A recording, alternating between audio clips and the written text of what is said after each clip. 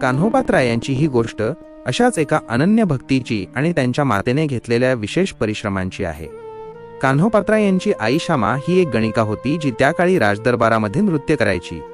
श्यामा केवळ दिसायला अत्यंत सुंदर होती असे नाही, तर ती बुद्धीने तल्लख आणि संपत्तीने श्रीमंतही होती। पण अशा वातावरणात कान्होपात्रांसारखे सात्विक कन्यरत्न जन्माला येणे आणि घडणे ही साधी गोष्ट नव्हती। त्यासाठी श्यामा यांनी जाणीवपूर्वक विशेष प्रयत्न केले होते। त्यांनी कान्होपात्राला तयार करण्यासाठी विशेष आहार पद्धती, राहणीमानाची शिस्त आणि योग्य संस्कारांची जोड दिली होती। अशा विशेष प्रयत्नांतून आणि मातेने दिलेल्या संस्कारांच्या मुशीतूनच कान्होपात्रांसारखे तेजस्वी रत्न प्राप्त झाले, ज्यांनी पुढे जाऊन स्वतःला भक्तीच्या वाटेवर पूर्णपणे अर्पण केले। श्यामाचे स्वप्न आणि कान्होपात्राचे खुलणारे रूप। श्यामा आपल्या कन्येवर कान्होपात्रावर अत्यंत जाणीवपूर्वक संस्कार करत होती। तिने कान्होपात्राला घराच्या 4 भिंतींच्या आतच नृत्याचे शिक्षण देण्यास सुरुवात केली। यामागे श्यामाचा एक मोठा उद्देश होता। तिला आपली ही पुढची पिढी याच क्षेत्रात घालायची होती, पण एका वेगळ्या उंचीवर। तिच्या मनात पक्के होते की आपल्या मुलीला कोणत्या तरी लहानसहान ठिकाणी नव्हे, तर सरळ एखाद्या मोठ्या राजाच्या दरबारात राजन नर्तकी म्हणून मानाचे स्थान मिळवून द्यायचे। दिवस मागोमाग दिवस जात होते आणि कान्होपात्रा मोठी होत होती। जशी जशी ती वयात येत होती तसे तसे तिचे रूप अधिकाधिक निखरत होते। ती दिसायला अत्यंत सुंदर, जणू अप्सराच भासू लागली। तिचे ते अप्रतिम लावण्य, कोकिळेसारखा मधुर आवाज आणि नृत्यातील तिची सहजता पाहून स्वतः आई श्यामा सुद्धा धुंद व्हायची, थक्क व्हायची। तिला आपल्या प्रयत्नांचे फळ मिळत असल्याचे दिसत होते। हळूहळू श्यामा तिने कान्होपात्राला जगासमोर आणण्याचे, तिला बाहेर काढण्याचे प्रयत्न सुरू केले। कान्होपात्राचे ते अलौकिक सौंदर्य बघून लोक अक्षरशः घायाळ व्हायचे। तिच्यावर मोहिनी पडलेला प्रत्येक जण तिला मिळवण्यासाठी काहीही करायला तयार होता। अनेकांनी श्यामासमोर पैशांचे ढीग उभे केले, मोठी आमिषे दाखवली, पण श्यामा मनाची पक्की होती। तिने ठरवले होते, मी माझ्या मुलीला माझ्यासारखे सामान्य आयुष्य जगू देणार नाही। मला तिला एखाद्या मोठ्या राजाच्या दरबारामध्ये एक प्रतिष्ठित आणि मोठी गणिका, राजनर्तकी म्हणून उभे करायचे आहे। तिच्या या निर्णयामुळे ती कोणाही सामान्य व्यक्तीच्या आमिषाला बळी पडली नाही। इकडे लोक मात्र कान्होपात्राच्या सौंदर्याचे वेडे होऊ लागले होते आणि तिची कीर्ती सर्वत्र पसरू लागली होती। जसजशी कान्होपात्रा मोठी होऊ लागली, तसतशी तिच्या मनात एक वेगळीच ओढ निर्माण होऊ लागली। ती कधी कधी सहजपणे ईश्वराची भक्तिगीते गाऊ लागायची, पण हे पाहून आई श्यामा मात्र अस्वस्थ व्हायची। श्यामाच्या मनात सतत ही शंका असायची की जर कान्होपात्रा देवाच्या गाण्यात आणि भक्तीत रमली तर ती नृत्याच्या आणि या राजदरबारी कलेच्या कामात कधीच रस घेणार नाही। त्यामुळे श्यामाला तिचे हे भक्तिगीते गाणे अजिबात आवडत नसे। कान्होपात्रा अनेकदा घराच्या गच्चीवरून किंवा खिडकीतून बाहेर पाहत असे। तिथून तिला पंढरपूरकडे जाणारे वारकरी, त्यांच्या हातातले टाळ आणि विठ्ठल नामाचा गजर करणाऱ्या दिंड्या दिसायच्या। ते पाहून कान्होपात्राच्या मनात कुतूहल निर्माण व्हायचे। ती मोठ्या आशेने आईला विचारायची, आई, हे लोक कुठे चालले आहेत? तेव्हा श्यामा तिला कडक शब्दांत सांगायची, ते तुझ्या कामाचे नाही, तू तिकडे लक्ष देऊ नकोस, तू फक्त तुझ्या नृत्याकडे आणि कलेकडे लक्ष दे। अशातच कान्होपात्रा पूर्ण वयात आली। तिच्या सौंदर्याचे वर्णन करताना असे सांगितले जाते की तिचे लावण्य अत्यंत नाजूक आणि पारदर्शक होते। जेव्हा कान्होपात्रा पानाचा विडा खात असे, तेव्हा तो विडा गळ्यातून खाली उतरताना स्पष्टपणे दिसायचा। विडा खाली उतरताना तिच्या कंठाचा रंग बदलून तो गुलाबी लाल व्हायचा। ती इतकी कोमल आणि नाजूक होती की तिच्या अलौकिक सौंदर्याने कोणाचेही भान हरपले असते। एकीकडे हे अफाट सौंदर्य जगाला वेड लावत होते, तर दुसरीकडे कान्होपात्राचे मन मात्र त्या टाळ मृदंगाच्या गजरात गुंतत चालले होते। कान्होपात्राच्या अलौकिक सौंदर्याची कीर्ती सर्वत्र पसरू लागली होती आणि ज्याची भीती होती तेच घडले। मंगळवेढ्याचा प्रभाव असलेला एक पॉवरफुल अधिकारी, सुलतानी सरदार किंवा नगरसेठ, त्याची नजर कान्होपात्रावर पडली। तिचे ते रूप पाहून तो अक्षरशः तिच्या प्रेमात वेडा झाला नव्हे, तर तिला मिळवण्यासाठी आसुसलेला झाला। त्या कामांध अधिकाऱ्याने थेट श्यामाला गाठले आणि अत्यंत उर्मटपणे मागणी केली, ही मुलगी मला पाहिजे, ती मला देऊन टाक। सुलतानी अधिकाराचा धाक आणि आपली परिस्थिती याची श्यामाला पूर्ण कल्पना होती। त्या सरदाराची ही मागणी ऐकून श्यामा पार घाबरून गेली। तिच्या अंगाचा थरकाप उडाला। काहीतरी बोलावे, त्याला समजावण्याचा प्रयत्न करावा, पण तिला काहीच सुचत नव्हते। घाबरलेल्या श्यामाने काहीच उत्तर न देता खाली मान घालून तिथून आपला काळ काढला। तिला वाटले की वेळ गेल्यास त्याचे हे वेड कमी होईल, पण 2-3 दिवसांतच तो सरदार पुन्हा श्यामाच्या दारात उभा राहिला. त्याचा हेतू अजिबात बदलला नव्हता, उलट तो अधिक आक्रमक झाला होता. तो श्यामाला धमकावू लागला, मी तुला सहजासहजी सोडणार नाही. काहीही केले तरी ती मुलगी मला पाहिजे म्हणजे पाहिजेच. तुझा होकार असेल तर ठीक, नाही तर. त्यावेळी घाबरलेल्या श्यामाने त्याला शांत करण्यासाठी किंवा प्रसंगाचे गांभीर्य ओळखून हतबलतेने म्हटले, मालक, ही मुलगी तुमचीच आहे. तिचे हे शब्द ऐकताच तो सरदार मोठ्या मोठ्याने हसू लागला. तो उपहासाने म्हणाला, वेश्येच्या मुलीला कधी बाप असतो का? तसले काही मी मानत नाही. तू सरळ मुलगी माझ्या स्वाधीन केलीस तर ठीक, नाहीतर मी तिला पळवून नेईन. श्यामा पार घाबरून गेली. तिला समजले की या माणसाला कोणत्याही नात्याचा किंवा काळवेळेचा सोयरसूतक नाही. एका बाजूला सुलतानी सत्तेचा धाक आणि दुसऱ्या बाजूला आपल्या लेकीचे रक्षण, या कात्रीत श्यामा सापडली होती. श्यामाला हे काहीच पटत नव्हते. ती बुद्धिमान आणि संस्कारांची जाण असणारी माता होती. तिला राहून राहून वाटू लागले की कान्होपात्राचे हे अफाट सौंदर्यच आज तिचे शत्रू बनले आहे. ज्या सौंदर्याने तिला वैभव मिळवून द्यायचे स्वप्न तिने पाहिले होते, तेच आज तिच्या विनाशाला कारणीभूत ठरत होते. सरदाराने आता निर्वाणीचा इशारा दिला होता. 2 दिवस शेवटचे देतो. स्वतःहून तिला पाठवलेस तर ठीक, नाहीतर मी तिला उचलून घेऊन जाईन. तो शेवटचा दिवस अखेर उजाडला. सकाळपासून श्यामा एका कोपऱ्यात सुन्न होऊन बसली होती. तिला माहीत होते की काही वेळातच तो सरदार येईल आणि कान्होपात्राला कायमचे घेऊन जाईल. पण कान्होपात्रा या संकटापासून पूर्णपणे अनभिज्ञ होती. ती नेहमीप्रमाणे खिडकीतून पंढरपूरला जाणाऱ्या दिंड्यांकडे मोठ्या ओढीने पाहत होती. श्यामा हळूच तिच्यापाशी आली आणि गदगदलेल्या कंठाने म्हणाली, पोरी, तुला पंढरपूरला जायचं होतं ना? मग आज वेळ आली आहे. तू या दिंडीसोबत पंढरपूरला निघून जा.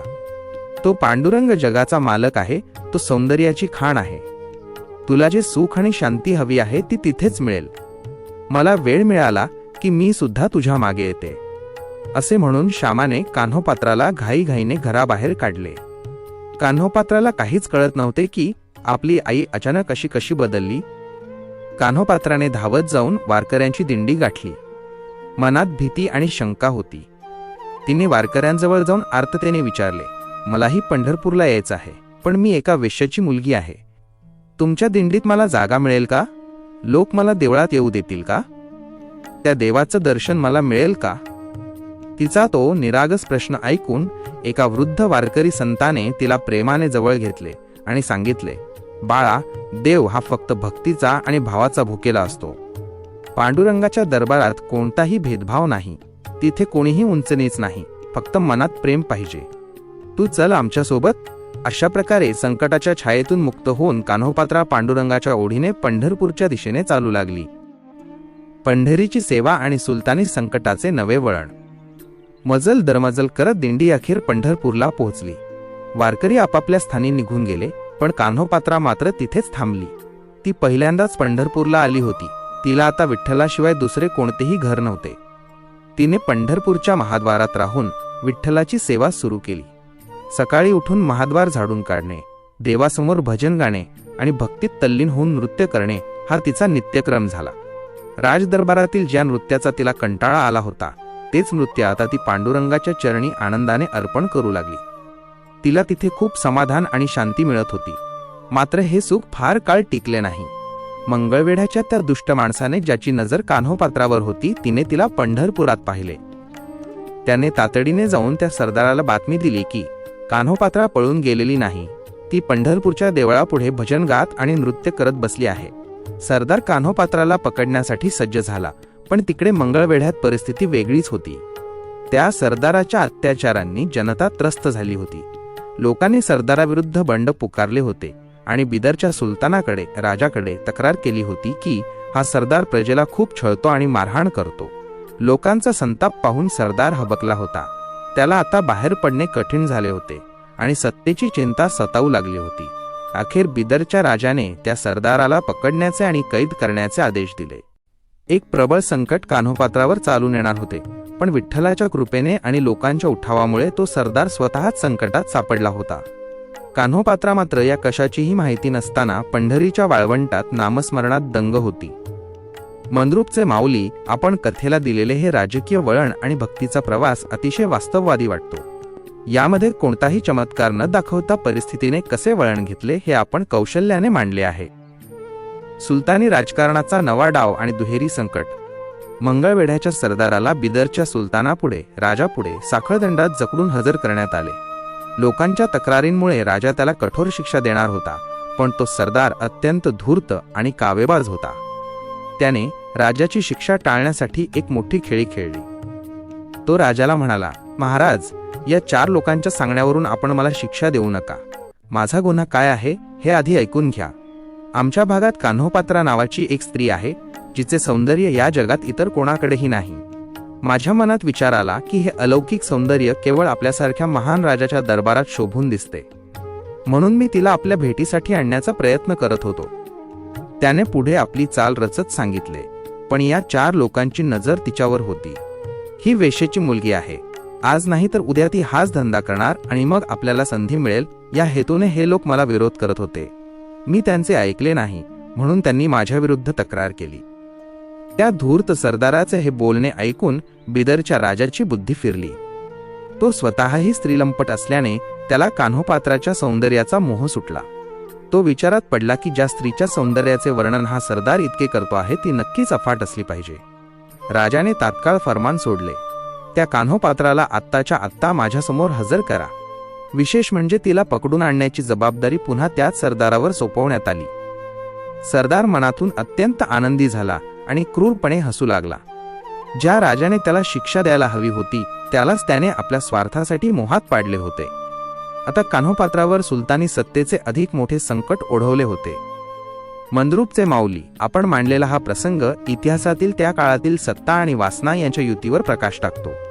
यात कोणताही चमत्कार नाही, तर एका गुन्हेगाराने स्वतःला वाचवण्यासाठी वापरलेली बुद्धी आणि राज्याचा लोभ याचे रिअल वर्णन आहे. पंढरीत सुलतानी दहशतीचे थैमान आणि कान्होपात्राची असहायता. बिदरच्या सुलतानाचा राजाचा भक्कम पाठिंबा मिळताच तो धूर्त सरदार दुप्पट ताकदीने आणि नव्या दमाने पंढरपूरकडे कूच करता झाला. त्याच्या अफाट सैन्याला आणि त्याच्या क्रूर चेहऱ्याला पाहून पंढरपूरचे सामान्य लोक जीवाच्या आकांताने सैरावैरा पळू लागले. सुलतानी सत्तेचे पाठबळ मिळाल्यामुळे आता त्या सरदाराला कोणाचीही भीती नव्हती. कोणाला मारले, कोणाला कैदेत टाकले किंवा प्रजेवर कोणताही अत्याचार केला तरी त्याला जाब विचारणारे आता कोणीही नव्हते. त्याची क्रूरता आता उफाळून आली होती. पंढरपुरात पाऊल टाकताच त्याने थेट आणि क्रूर फरमान सोडले, जर कोणाही पंढरपूरकराने कान्होपात्राला आश्रय दिला किंवा तिला लपवण्याचा प्रयत्न केला तर त्याला तात्काळ मृत्यूदंड देण्यात येईल. हे निर्दयी फरमान ऐकून कान्होपात्रा पूर्णपणे हादरून गेली. तिला काहीच सुचेना की अशा कठीण प्रसंगी काय करावे. सरदाराच्या दहशतीमुळे पंढरपूरचे लोक तिच्यापासून दूर होऊ लागले. कालपर्यंत तिच्या भजनावर डोलणारे लोक आता भीतीने थरथरत होते. त्यांना वाटू लागले की जर कान्होपात्राला आपण मदत केली तर हा सरदार आपल्याला नक्कीच ठार मारेल. आपल्या कुटुंबाच्या आणि स्वतःच्या रक्षणासाठी लोकांनी आपले घराचे दरवाजे आतून बंद करून घेतले. कान्होपात्रा आता पंढरीत पूर्णपणे एकटी आणि असहाय्य झाली होती. इकडे तो सरदार आणि त्याचे सैनिक पंढरपुरातील प्रत्येक कोपरा, प्रत्येक गल्ली, प्रत्येक घर धुंडाळू लागले. दिवसभर शोध मोहीम सुरू झाली. कुठे आहे ती कान्होपात्रा? कुठे लपली आहे? सैनिकांचा आरडाओरडा आणि हत्यारांचा खणखणाट पंढरीत घुमू लागला. दिवसभर शोध घेऊन काहीच हाती लागले नव्हते. अखेर सूर्य मावळतीला लागला आणि संध्याकाळची सावली धरणीवर पसरू लागली. कान्होपात्रा अद्याप सैनिकांच्या हाती लागली नव्हती, पण सुलतानी दहशतीचे सावट पंढरीवर अधिकच गडद झाले होते. काळोखातील शोध आणि भयाण शांतता. दिवसभर कान्होपात्राचा शोध घेऊन सैनिक थकले होते, पण त्यांना ती कुठेच सापडली नव्हती. जसजशी संध्याकाळची सावली गडद होऊ लागली तसतसा त्या सरदाराचा संताप अनावर झाला. पंढरपूरच्या गल्ल्यांमध्ये सैनिकांच्या मशाली पेटल्या होत्या. मशालींच्या त्या थरथरत्या प्रकाशात सैनिकांचे चेहरे अधिकच क्रूर दिसत होते. सरदार घोड्यावर स्वार होऊन ओरडत होता, कोठे लपली आहे ती? प्रत्येक घर पुन्हा तपासा. जर ती सापडली नाही तर आजची रात्र या शहरासाठी शेवटची ठरेल.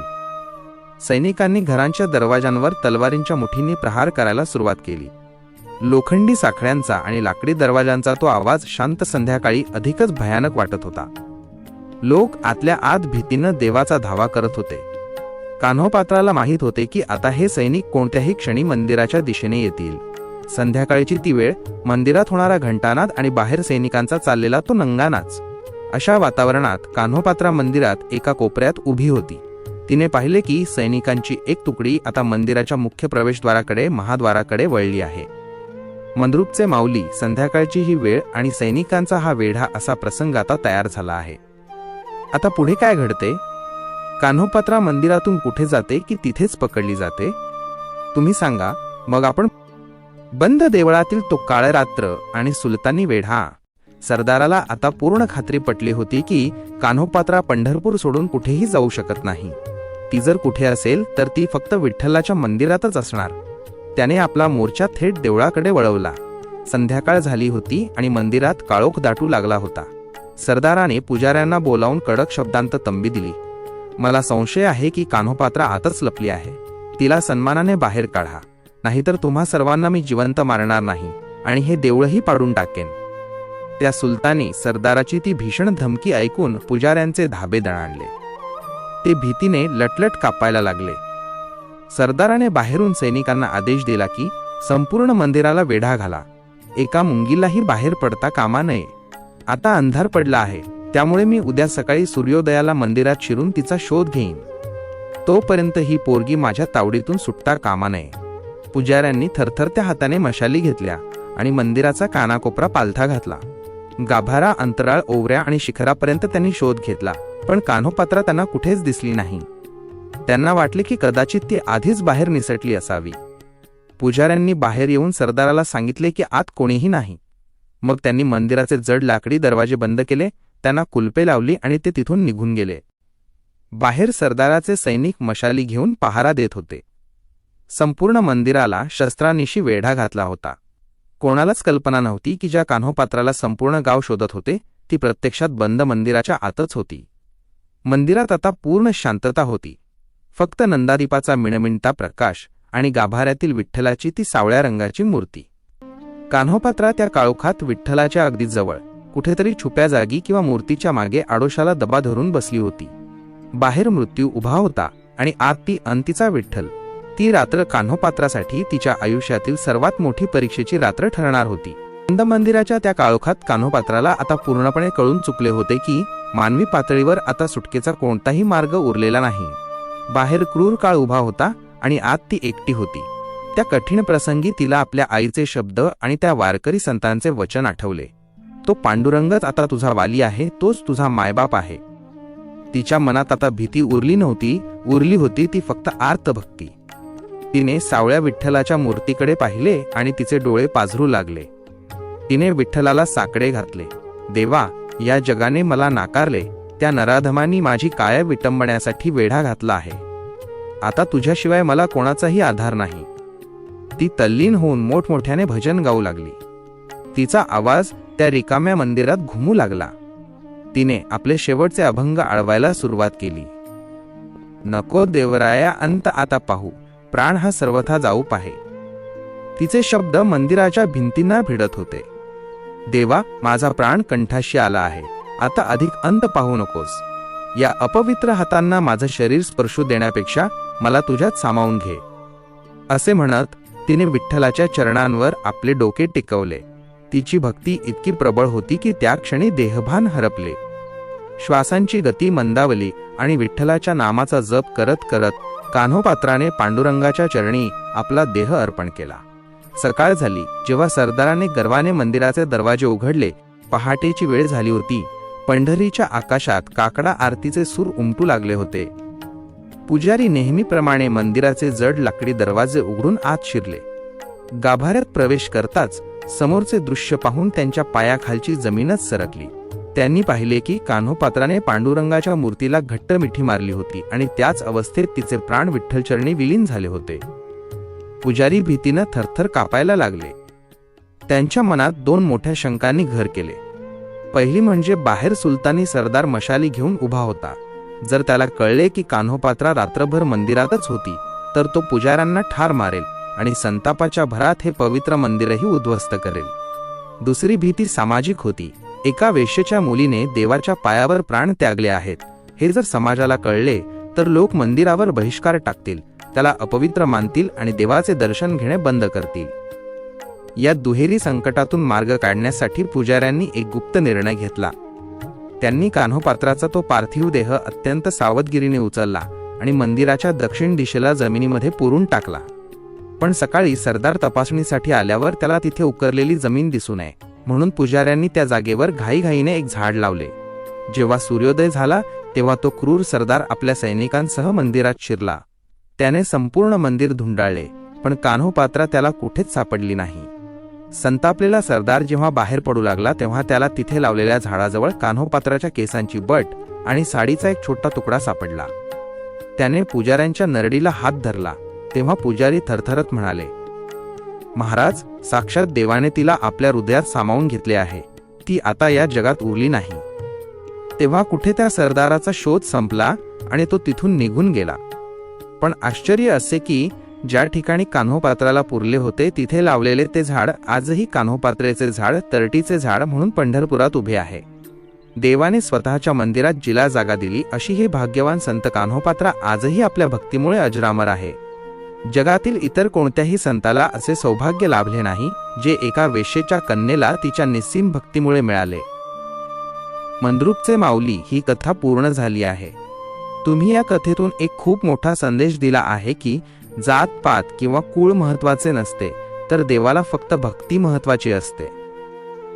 कथेचा सार कर्म आणि भक्तीचा विजय. या कथेचा खरा अर्थ हाच आहे की ईश्वराची भक्ती करण्यासाठी संपत्ती, वैभव किंवा उंचाकुळाची गरज नसते. गरज असते ती फक्त स्वच्छ मनाची आणि शुद्ध कर्माची. जर तुमचे कर्म प्रामाणिक असेल तर आजूबाजूचे वातावरण असे तयार होते की नियती तुम्हाला तुमच्या योग्य स्थानी नेऊन बसवते. कान्होपात्रा ही वेश्येच्या घरात जन्मली होती, पण तिचे मन विठ्ठलाच्या चरणी होते. सुलतानी सरदाराचे ते संकट, तिचे पळून जाणे हे सर्व केवळ निमित्त होते. विधात्याला तिला वेश्येच्या घरातून उचलून थेट पंढरपूरच्या पवित्र गाभाऱ्यात न्यायचे होते. तिची खरी जागाही तिथेच होती. म्हणूनच आपण फक्त आपले कर्म करत राहायचे. आपली योग्यता आपल्याला कुठे नेऊन ठेवेल हे पूर्णपणे ईश्वराच्या हाती असते. देवाची भक्ती करताना तो तुमची जात, धर्म, पंथ किंवा लिंग पाहत नाही, तर तो फक्त तुमची श्रद्धा आणि विश्वास पाहतो. म्हणूनच आज कान्होपात्राची महानता इतकी मोठी आहे की पंढरपुरात तिच्या वृक्षाचे दर्शन घेतल्याशिवाय पांडुरंगाचे दर्शन पूर्ण झाले असे मानले जात नाही. भक्ताचे महत्त्व देवापेक्षाही मोठे असू शकते, हेच या कथेतून सिद्ध होते. अशाच नवनवीन कथा आणि त्यामागील सखोल अर्थ जाणून घेण्यासाठी मंद्रुपचे माऊली चॅनलला सबस्क्राईब करा, लाईक करा आणि शेअर करा. रामकृष्ण हरी. भक्तीचा जिवंत पुरावा. एक केसाचा धागा. जेव्हा पुजाऱ्यांनी गुप्तपणे कान्होपात्राच्या देहाची विल्हेवाट लावली तेव्हा त्यांना वाटले की आता पुरावा नष्ट झाला आहे. पण विठ्ठलाला आपल्या भक्ताची ओळख जगाला पटवून द्यायची होती. सकाळी जेव्हा सरदार मंदिरात आला आणि पुजाऱ्यांकडे कान्होपात्राची मागणी करू लागला तेव्हा पुजाऱ्यांनी भीतीपोटी सांगितले की महाराज, ती तर देवाच्या हृदयात सामावून गेली. त्यावर त्या क्रूर सरदाराने पुजाऱ्यांची थट्टा केली. माणूस देवाच्या मूर्तीत कसा सामावेल? मला पुरावा द्या, नाहीतर तुमची खैर नाही. त्याच वेळी सर्वांचे लक्ष विठ्ठलाच्या मूर्तीकडे गेले. देवाने कान्होपात्राला आपल्या हृदयात स्थान दिले होते, पण तिचा एक लांबसडक केसाचा धागा मूर्तीच्या पीतांबरात किंवा अलंकारात अडकून बाहेर लोंबत होता.